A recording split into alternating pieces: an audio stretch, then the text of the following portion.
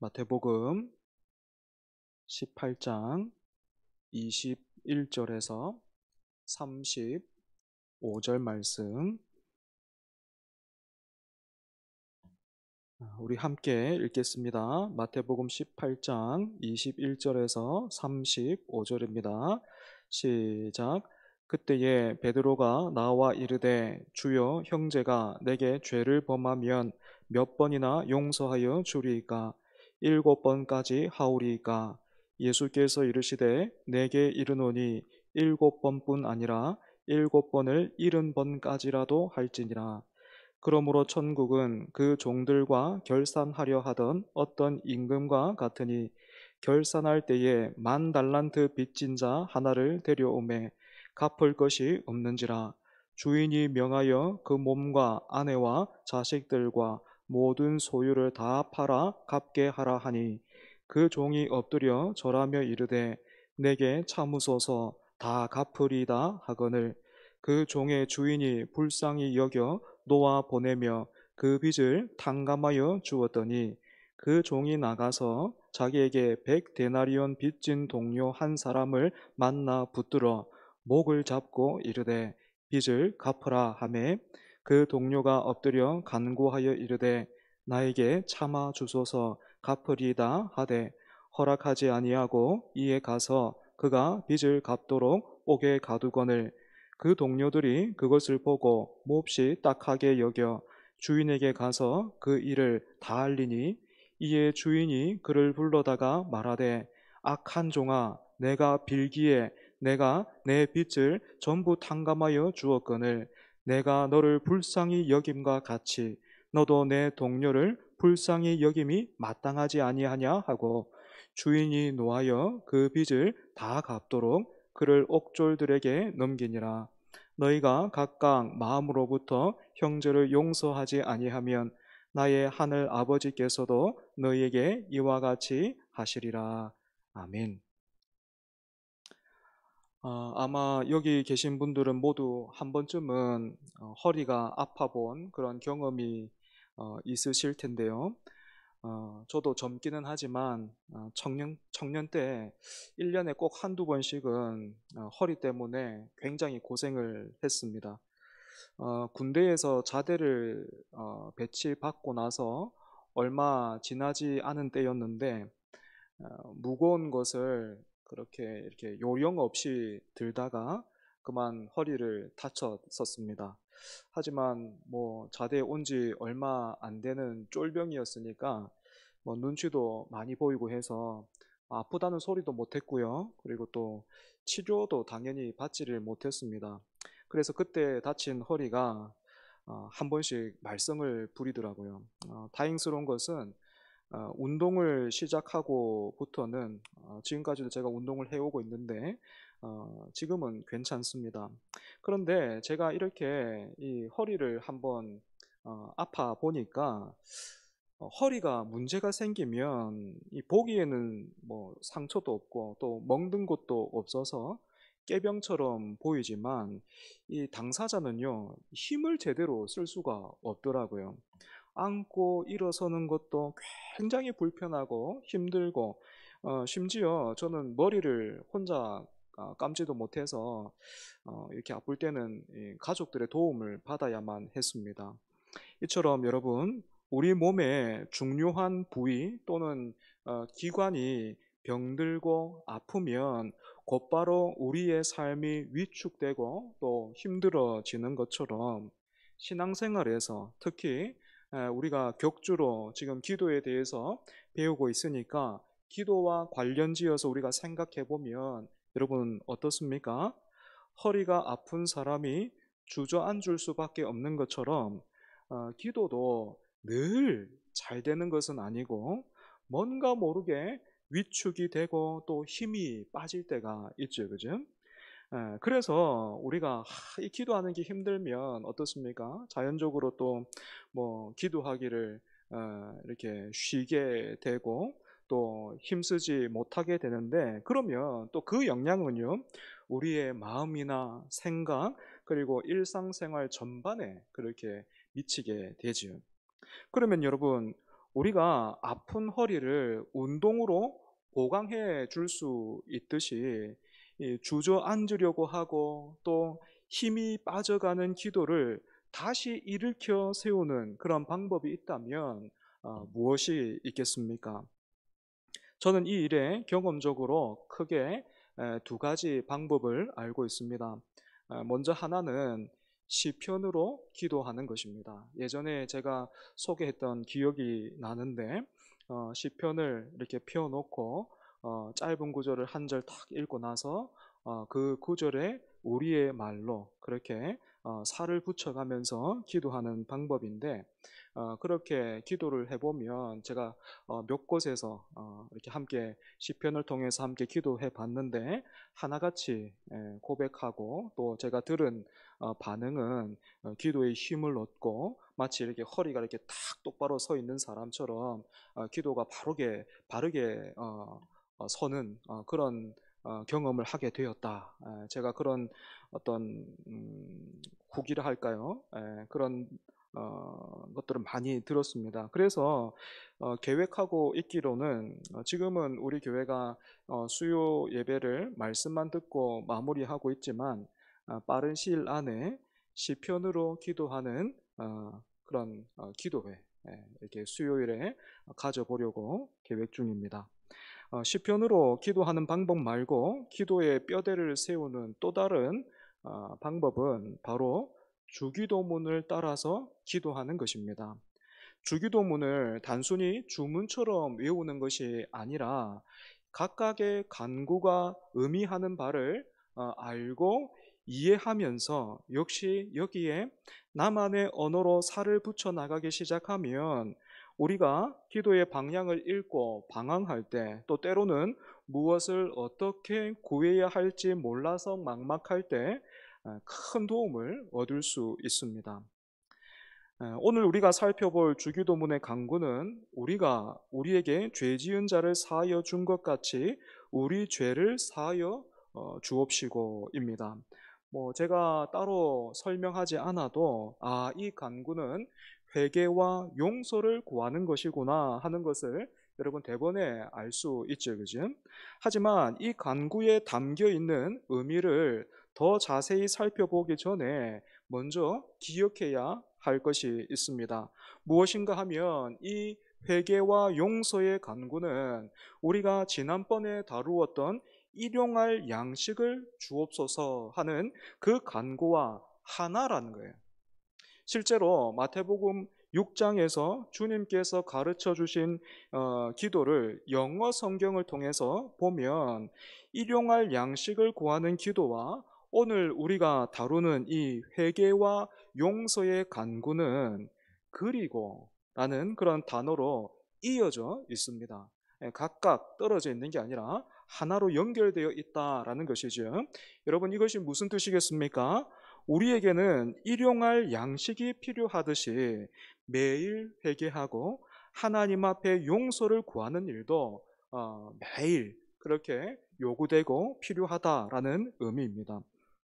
밥을 먹으면 몸이 힘을 얻고 하나님의 말씀을 먹으면 영혼이 힘을 얻는 것처럼 그래서 영육에 일용할 양식이 없으면 우리가 제대로 살 수 없듯이 죄의 유혹도 날마다 우리를 찾아오고 또 우리는 이 유혹에 날마다 쓰러지고 넘어지기 때문에 우리는 날마다 일용할 양식을 구함과 동시에 회개와 용서를 구해야 하는 것입니다. 그래서 코르넬리스 프롱크라는 목사님은 이 사실을 두고 이렇게 말씀하셨습니다. 주기도문의 넷째 간구, 그러니까 일용할 양식을 주옵시고라는 이 간구가 겸손과 의존의 간구라면 이 다섯째 간구는 회개와 통회를 말합니다. 넷째 간구는 우리가 피조물임을 떠올려 주고 다섯째 간구는 우리가 죄인임을 떠올려 줍니다. 우리가 일상생활을 하는데 필요한 것들을 가장 풍성히 공급받는다 해도 동시에 우리가 하나님께서 용서하시는 은혜를 받지 않는다면 그것은 전혀 복이 아닙니다. 하나님께서 죄인에게 주실 수 있는 가장 큰 선물은 바로 용서입니다. 그런데 바로 이 지점에서 전혀 다른 견해를 주장하는 사람들도 있습니다. 예수님은 십자가에서 우리의 모든 죄를, 즉 과거와 현재와 미래의 죄까지 모두 해결하셨기 때문에 매일 양식을 구하는 것처럼 하나님 앞에 회개와 용서를 강구하는 것은 오히려 예수 그리스도께서 이루신 십자가의 대속을 믿지 않고 의심하고 있다라는 증거다. 아, 그래서 여러분, 이런 견해로 굉장히 큰 규모의 교회를 목회하고 계시는 목사님이신데, 방금 제가 말씀드렸던 그 견해로 욥기를 이렇게 해석하는 부분도 제가 들어봤습니다. 사람들이 욥이 당한 고난에 대해서 이유를 알 수 없다 그렇게 말하지만 사실은 분명한 이유가 있다. 욥이 고난을 당했던 이유는 그가 하나님의 은혜와 용서를 믿지 않았기 때문이다. 무엇을 통해서 이것을 알 수 있는가? 욥기 1장 5절을 보면 욥이 자녀들이 혹시 범죄하였을까 해서 번제를 드렸다라는 그런 기록이 있는데, 그것도 한두 번이 아니라 자기 자녀들이 잔치를 벌인 뒤에는 욥이 항상 그렇게 했다 이렇게 되어 있는데, 욥이 이렇게 했던 이유는 하나님의 용서와 긍휼을 믿지 못하고 노심초사했기 때문이다. 그래서 욥이 당한 고난은 이런 욥의 의심과 불신 때문이라 할 수 있다. 어, 은혜 받은 분 없지요? 고개 끄덕거리시는 분 없죠, 그죠? 저는 이런 해석에 전혀 동의할 수 없습니다.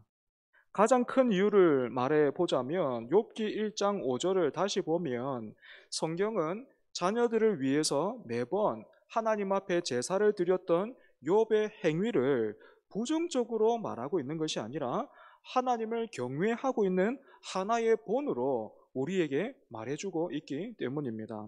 그러면 왜 이런 곡해와 오해가 생길까요?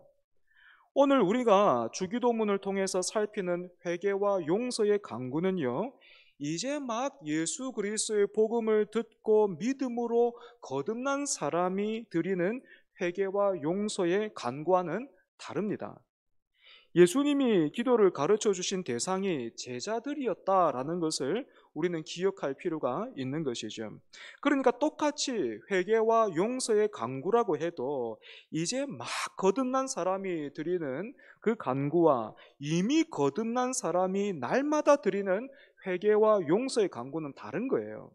어떻게 다릅니까? 이제 막 거듭난 사람이 드리는 회개와 용서의 간구는 목욕을 하는 것처럼 온몸을 머리부터 발끝까지 온몸을 씻는 그런 의미라면, 이미 거듭난 사람이 드리는 이 회개와 용서의 간구는 손과 발을 씻는 것입니다. 예수님을 구주로 믿고 영접하면 우리는 하나님 앞에서 마치 목욕을 한 사람처럼 깨끗해집니다. 이것을 칭의라고 그렇게 부르죠, 그죠? 하나님의 아들이신 예수님을 믿고 구주로 영접하는 사람을 하나님이 의롭다 여겨 주시는 거예요. 그리고 하나님의 이런 선언은 절대로 취소되거나 사라지지 않습니다. 다시 말해 두 번 목욕할 필요가 없다라는 것이죠. 하지만 지난 주일에도 우리가 말씀을 통해서 나누었던 것처럼 우리는 죄로 깨어진 세상에서 살고 있고, 또 우리 역시도 죄에 익숙한 몸을, 육신을 입고 살고 있기 때문에 죄의 유혹에 곧잘 넘어지죠. 그래서 이미 목욕한 사람이라고 해도 저녁이 되면 손과 발을 씻어야 되는 것처럼 오늘 우리도 날마다 하나님 앞에 회개와 용서를 구해야 하는 것입니다. 그런데 이것 말고도 이번 5번째 강구에서 우리를 혼란스럽게 하는 것은 또 있어요. 바로 그 놀이터에 있는 그 시소의 그 무게 중심처럼 지금 이 문장 한가운데를 차지하고 있는 가치라는 이 단어입니다. 그래서 어떤 사람들은 이 간구를, 이 가치, 이 말을 조건과 근거로 해석하기도 해요.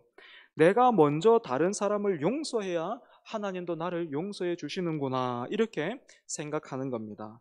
또 어떤 사람은 이 가치를 비율로 해석하기도 합니다. 내가 남을 용서해 주는 만큼 하나님도 나를 용서해 주시는 말이구나, 주신다는 말이구나, 이렇게 생각을 하는 거죠. 하지만 이런 두 가지 해석은 성경의 전체적인 가르침과 거리가 있습니다. 그렇다면 여러분, 성경은 어떻게 가르치고 있습니까? 우리가 하나님께 용서받는 것은 오직 하나님의 은혜 때문이지 우리가 마련한 어떤 조건과 근거를 통해서는 아니다라는 것입니다. 그렇다면 여러분, 우리가 우리에게 죄 지은 자를 사하여 준 것 같이 우리를 사하여 주옵시고 하는 이 간구의 의미는 무엇일까요? 이 무엇과 같이, 이것을 우리가 어떻게 해석해야 하겠습니까? 우리가 이 간구의 의미를 잘 이해하려면 말씀드렸던 것처럼 이 문장의 가운데 있는 이 가치를 잘 해석해야 되는데, 오늘 본문의 비유가 우리의 이해를 돕고 있습니다. 잘 아시는 것처럼 이 비유에서 중심 인물인 종은 주인인 왕에게 10,000달란트를 빚졌고 자기 동료에게는 100데나리온을 구워 주었습니다. 자기가 왕에게 진 10,000달란트라는 빚을 생각해 보면 동료에게 구워준 100데나리온은 굉장히 작지만, 사실은 이 100데나리온도요 결코 작은 돈이 아닙니다. 한 데나리온이 성인 남성의 하루 품삯이었던 것을 우리가 생각해 본다면 100데나리온은요 주 5일을 기준으로 했을 때 넉 달치 월급에 해당되는 돈이에요. 그러니까 월급으로 250만 원을 받는 사람이 있다고 가정해 본다면 이 100데나리온은 얼마가 됩니까? 1,000만 원 정도 되는 그런 거금이죠. 굉장히 큰 돈입니다. 그렇다면 여러분, 10,000달란트는 얼마나 되겠습니까? 한 달란트가요 6,000데나리온이에요. 즉 6,000일을 일해야 벌 수 있는 돈인데, 1년에 우리가 휴일을 빼고 300일 정도 일한다 생각해 보면 꼬박 20년을 일하면서 하나도 안 쓰고 이렇게 모아야 한 달란트가 되는 거예요. 20년 일해야. 그런데 이 종은요 지금 이 한 달란트가 아니고 얼마요? 10,000달란트를 줬어요. 10,000달란트. 그러니까 20년이 아니라 얼마나 일해야 됩니까? 20만 년. 20만 년. 뭐 아들의 손주까지 다 해도 뭐 절대로 못 갚는 거 아닙니까? 그죠? 20만 년 동안 일하면서 하나도 쓰지 않아야만 갚을 수 있는 금액의 빚을 진 겁니다. 그런데 임금은 자기에게 이렇게 큰 빚을 진 종을 용서해 주면서 동시에 그가 진 빚도 탕감해 줬어요. 뭐 임금이니까, 돈이 많으니까 충분히 뭐 그럴 수도 있겠지 뭐 싶겠지만, 여러분 기록에 따르면요 이 당시 팔레스타인과 유대 지역 전체에서 나오는 1년치 세금이 8달란트, 8달란트였다라고 해요. 그러니까 예수님은 아무리 부유한 임금이라고 해도 쉽게 용서해 주거나 탕감해 줄 수 없는, 만약에 이 종을 용서해 주고 또 빚을 탕감해 준다면 이 임금도 피해와 손해를 감수해야 하는 그런 금액으로서의 10,000달란트를 말씀하신 겁니다. 그렇다면 예수님이 이 비유를 드신 이유가 단순히 하나님의 넓은 아량과 은혜만을 강조하기 위함이었을까요? 여러분, 그렇지 않습니다. 여기는 몇 가지 중요한 내용이 있는데요. 첫 번째로 이 비유는 우리에게 죄가 무엇인지를 설명해 주고 있습니다. 죄란 이 비유를 통해서 갚아야 할 것을 갚지 않은 것입니다. 다시 말해 분명한 책임과 의무를 저버린 것이죠.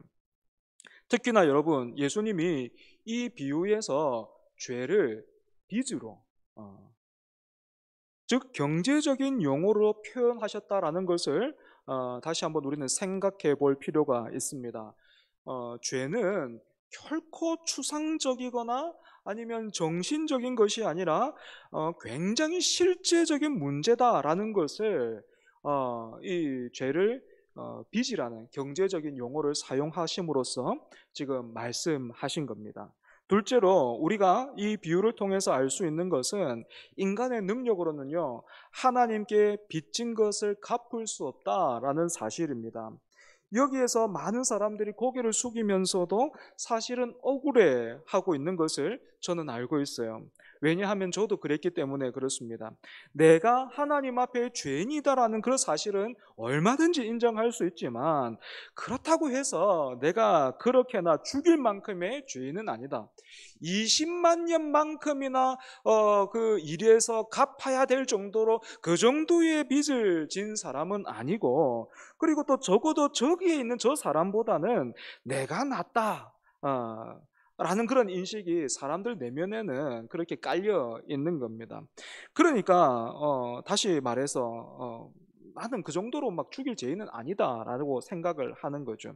혹시 여러분도 이런 생각이나 또 억울함이 있다면, 여러분, 하나님의 은혜를 더욱 깨달아 알게 해달라고, 정말 하나님이 어떤 분이시고 그 앞에서 내가 어떤 존재인지, 또 예수님을 더 깊게 만나게 해달라고 여러분 기도해야 돼요. 억울해할 게 아니라고요. 왜냐하면 기독교의 진리는 너무나도 깊고 오묘하기 때문에 사람 편에서 보면 모순처럼 느껴지는 그런 부분들이 종종 있습니다. 그 중에는 이런 게 있어요. 어두운 조명 아래에서 거울을 보면서 자기 자신을 보고 제법 괜찮구나 하면서 만족했던 사람이 예수님을 만나면 이 밝은 빛 아래에서 자기 민낯을 보게 되기 때문에 깜짝 놀라지요, 그죠? 아이고야, 제법 괜찮은 줄 알았는데 그게 아니었구나 하면서 이렇게 화들짝 놀랍니다.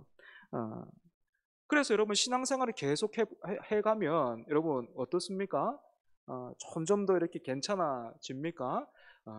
그렇지 않습니다.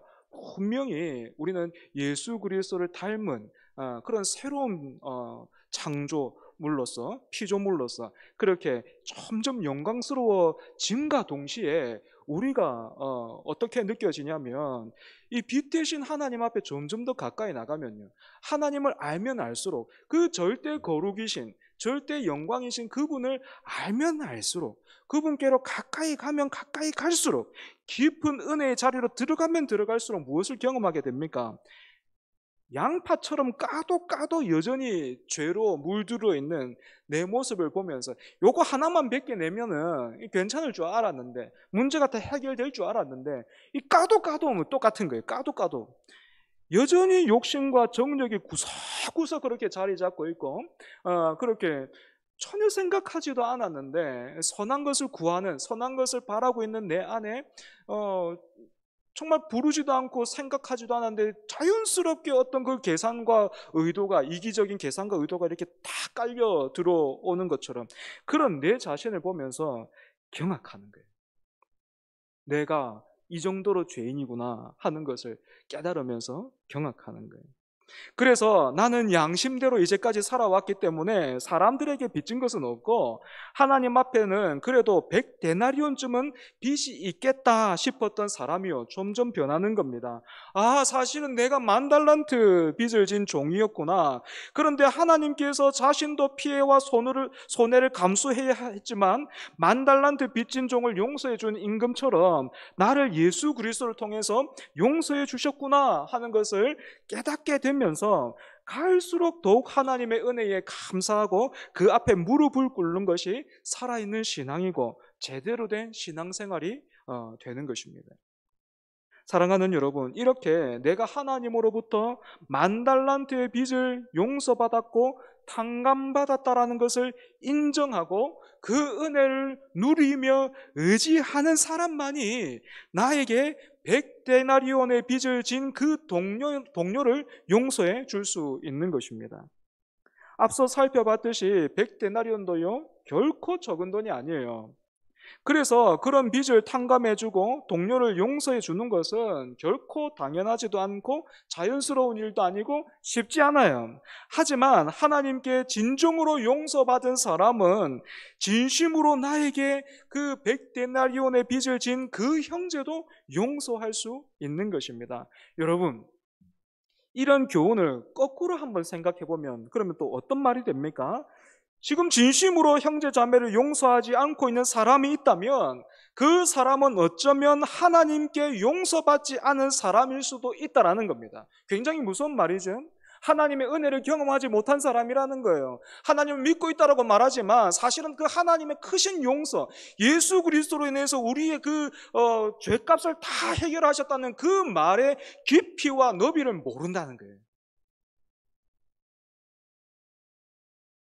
하나님을 믿고 있다고 생각하고 있지만 실제로는 아직 하나님을 만나지를 못했다거나 아니면 그 신앙이 초신자와 같은 상태일 수 있다는 것입니다. 한 가지만 더 살펴보자면 우리는 형제 자매를 마땅히 용서해야 할 뿐만 아니라 누군가에게는 내가 용서를 구해야 할 사람이다라는 것을 잊지 말아야 합니다. 우리는 용서해 줄 뿐만 아니라 내 자신도 용서를 받아야 하는 사람이다라는 것을 항상 기억해야 합니다. 과거에 제가 한번 말씀드린 적이 있는데 과거에 저는 참 부끄럽게도 저만 다른 사람들 참아주고 있다 그렇게 생각했습니다. 특별히 청년부 담당하면서 늘 주일에 말하고 가르치고 때로는 악을 쓰고 뭐 여러 가지를 해도 끄떡도 하지 않고 있는 그런 모습을 보면서 저는 매번 내가 쟤네들 참아주고 있다, 청년들 참아주고 있다, 그렇게 생각했습니다. 그런데 어느 날 그런 저를 나만 참아주고 있다, 내가 용서해주고 있다 생각했던 저를 하나님께서 이렇게 깨닫게 해주셨습니다. 나만 청년들을 참아주고 있었던 게 아니구나. 그동안 청년들도 나를 참아주고 있었구나. 아마 여러분들도 마찬가지일 겁니다. 여러분들도 지금 저를 참아주고 계실 거예요. 설교를 죽을 썼을 때에도 못 듣겠다, 다음에는 뭐 안 올 거다 하지 않고 여전히 자리를 지켜주고 나의 부족함과 또 다듬어지지 않은 모습이 수시로 터져 나왔음에도 불구하고 때로는 못 본 척, 또 때로는 이해해 주면서 나를 견뎌내고 또 나에게 부족한 부분들을 자신들이 그렇게 메우고 견디고 있었구나 하는 것을 깨닫게 됐습니다. 여러분만 참고 있는 것 같고 여러분이 용서만 해주면 되는 게 아니고 우리가 오늘 용서해 주는 것도 참 중요하지만 반대로 내가 누군가에게로부터는 용서를 받아야 할 사람이고 다른 사람도 나를 참아 견디고 있는 것입니다. 우리가 이것을 놓치지 말아야 되겠죠. 말씀을 정리하겠습니다. 여러분, 우리가 하나님의 은혜를 경험하고 있고 또 그 은혜 가운데서 살고 있음이 무엇으로 증명됩니까? 바로 형제 자매들의 그 잘못을 용서하면서 그 품에, 오늘 여러분 품에 얼마나 많은 사람들을 품어 안고 있는가 하는 것을 통해서 드러나고 확인돼요. 여러분의 품에 내 새끼, 내 자식만, 내 가족만 이렇게 안고 막 다독거리고 있다면 여러분 우리가 더 기도해야 되겠죠, 그죠? 품이 더 넓어져야 합니다. 오늘 본문 33절에 내가 너를 불쌍히 여김과 같이, 내가 너를 불쌍히 여김과 같이 너도 내 동료를 불쌍히 여김이 마땅하지 아니하냐 하신 것처럼 오늘 우리가 예수님 안에서 나를 용서하시는 그 하나님의 사랑을 조금이라도 맛보았다면 지난 3일 동안 우리가 뭐 예배하기에 합당한 모습으로 살았습니까? 여러분은 어떤지 몰라도 저는 안 그랬거든요. 저는 목사로서 전혀 언제 이게 가능할지 모르겠는데 목사로서 전혀 어울리지 않는 그래서 날마다 하나님 앞에 죄송해요. 그래서 매번 이 강단에 이렇게 나오면서 좀 철없는 생각이긴 하지만 하나님 차라리 좀 죽여주십시오. 하나님의 거룩하심과 살아계심을 그렇게 드러내셔도 나는 정말 하나도 억울하지 않습니다. 뭐 그렇게 여겨지는데 하나님이 그런 우리를 참으시고 넉넉히 참으시고 또 사랑한다 하시는 그 은혜를 우리가 조금이라도 맛보았다면 뿐만 아니라 우리가 하나님 앞에 드리는 그 회개와 용서의 간구가 정말로 진심이고 진실하다면 우리는 하나님이 나를 용서해 주시고 참아 주시면 너그럽게 대해 주고 계신 것처럼 내 옆에 지체도 그와 같이 대할 수 있어야 되는 거예요. 여러분 절대로 이렇게 용서해서는 안 됩니다. 단디 들어라. 이번이 마지막이다. 두 번 다시는 국물도 없을 줄로 알아라. 여러분 이건 용서가 아닙니다. 윽박 지르는 거예요. 그죠? 하나님이 우리를 어떻게 용서하세요? 사람은요, 용서해 준다 하면서 그 사람을 더 이상 할 말 없는 죄인으로 만들어버려요. 그죠?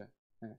용서해 줬다 하면서, 딱 만나면, 어, 그냥 죽을 때까지 그냥 이 사람은 내 앞에서 할 말이 없는 죄인인 거예요. 여러분, 하나님의 용서는 어떻습니까? 오늘도 우리를 용서하시고 환대하시면서 할 말 없는 죄인으로 만드시지 않으시고 늘 우리에게 발언권을 주시죠. 예. 아버지라 불러라, 구해라, 넘어졌냐, 그래도 구해라, 괜찮다, 발언권을 주잖아요. 그지? 그렇게 우리도 지체들을 용서하고 환대함으로 내 곁에 자리를 내어줄 수 있어야 되는 것이지. 주기도문의 이 다섯 번째 간구를 통해서 저와 여러분이 이런 은혜의 사람, 용서의 사람, 환대하는 사람이 되기를 바랍니다. 예, 다른 사람한테 기대하지 말고 오늘 우리가 그런 사람 되어야 됩니다. 예, 우리가 사모할 때 하나님이 우리 가운데 일하실 것입니다. 같이 기도하겠습니다. 내가 너를 용서해 준 것 같이 너도 내 동료를 용서해 주는 것이 그 빚을 탕감해 주는 것이 마땅하지 아니하냐. 이 악한 종아, 말씀하셨던 그 하나님의 말씀이 우리 주님의 말씀이 오늘 우리를 보게 만들고 정신이 번쩍 나게 합니다.